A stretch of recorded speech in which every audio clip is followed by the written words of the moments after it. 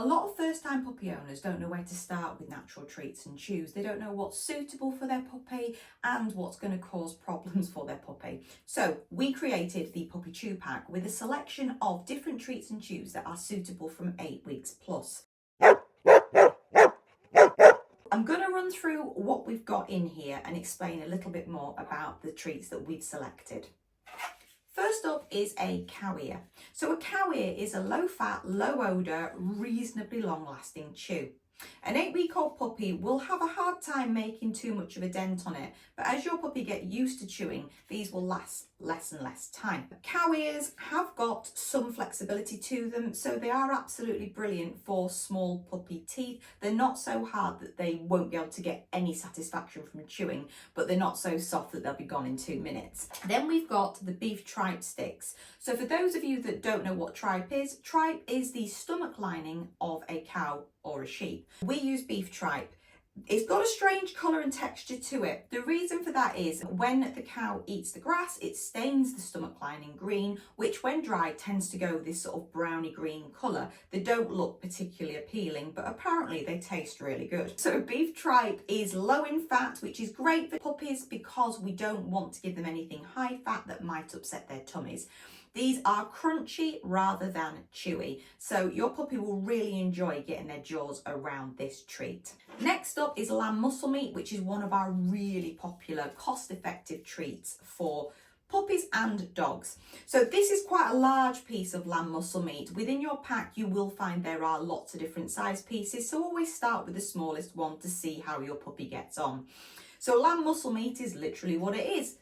Muscle meat from a lamb, and it's dried. It's quite lightweight, but it is actually reasonably tough, and you will find that your puppy takes a little while to get through these. So the lamb muscle meat is a really, really good option. We've then got rabbit ears without fur. The reason we include the rabbit ears without fur is because we don't believe that you should be feeding fur to your puppy until they hit around 12 weeks old. The reason for this is a puppy's digestive system is very immature and fur doesn't digest. So there is a possibility, dependent on the size of your puppy, that the fur could cause problems for them, such as blockages, cause them to be sick, or they may struggle to pass the fur. So we stick with fur off rabbit ears for our puppy chew pack. So that's the size of the rabbit ear. It will give your puppy a taste of rabbit so they can see if they like it. It is a reasonably tough chew. It has similar properties to the cow ear, and that is the rabbit ear without fur. Next up, we have pork spaghetti. Now, I always say steer clear of pork products for puppies because of the fat content. The reason I say a pork spaghetti is absolutely fine is because although the fat content, yes, is a little higher, it is a very small chew. So they're not getting a massive amount of fat like they would with a pig ear in one chew. So these are absolutely brilliant, particularly I would say for smaller breed puppies, you know, to get their chops around. So that's why we include pork spaghetti in the Puppy Chew Pack. Then you've got pizzles, or bully sticks as they're also known. For those of you that don't know what a pizzle is, I love telling people because it's a bull's penis. Yes, that is the world you are entering with natural dog treats. It's a bull's penis. Now, we recommend pizzles from 12 weeks plus, but in the Puppy Chew Pack, we only include skinny ones. So they are small enough that your 8-week-old puppy can have a good chew on it. They're not going to make a massive dent in it because it is a really tough, long-lasting chew, but it will be really good for them to just chew on, particularly when you start to hit that teething stage. Pizzles are probably the best-selling natural dog treat on the market. So it is worth seeing what you think to this chew. If you can get over the smell of them, they are brilliant. I recommend them to everybody. Then we have our Just Meat strips. I have broken a little bit off the Just Meat strip to show you what I would do with them. The Just Meat strips are part of our Just Meat range. We have Little Trainers training treats, we have sticks, and we have strips, which we've included within the Puppy Chew Pack.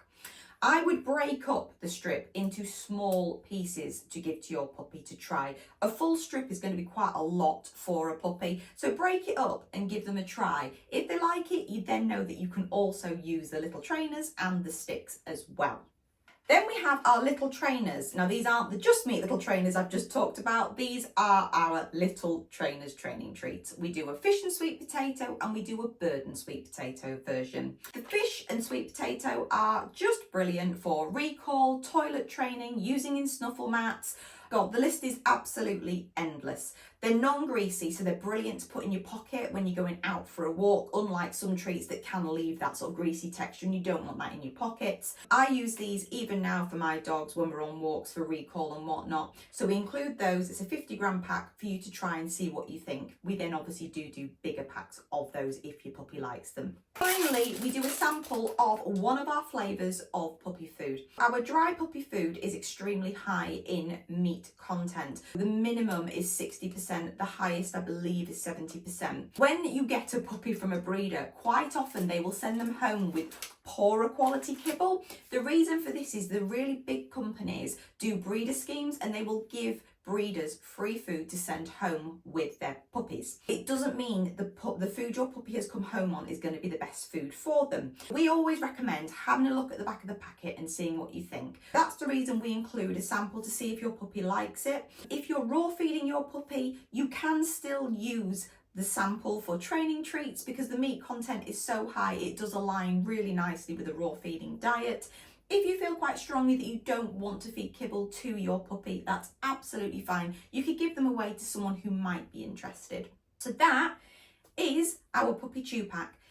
The products do change from time to time. These are the main products that we use. Occasionally, if we go out of stock, we will swap it out for something else that is suitable for puppies. So sometimes the contents can change, but these are generally the standard ones included in the puppy chew pack. So as I said, all the products are suitable from 8 weeks plus. If you've got any comments about individual products or you'd like to know more, please feel free to leave me a comment below. All of the products are available in big bags as well. So if your puppy likes one of these products particularly, you could then buy it as a standalone product on our website. Getting your puppy into natural treats and chews is absolutely fantastic. Steer clear of those mass-produced natural treats and chews.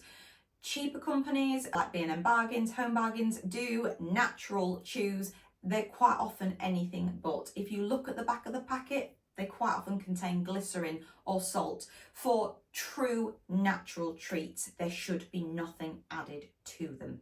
So just be aware of that when you are out shopping. Don't be fooled by packets that say they're natural. So hopefully that gives you a great overview. Thank you for watching. Please do like this video, hit subscribe, and I'll see you on the next one.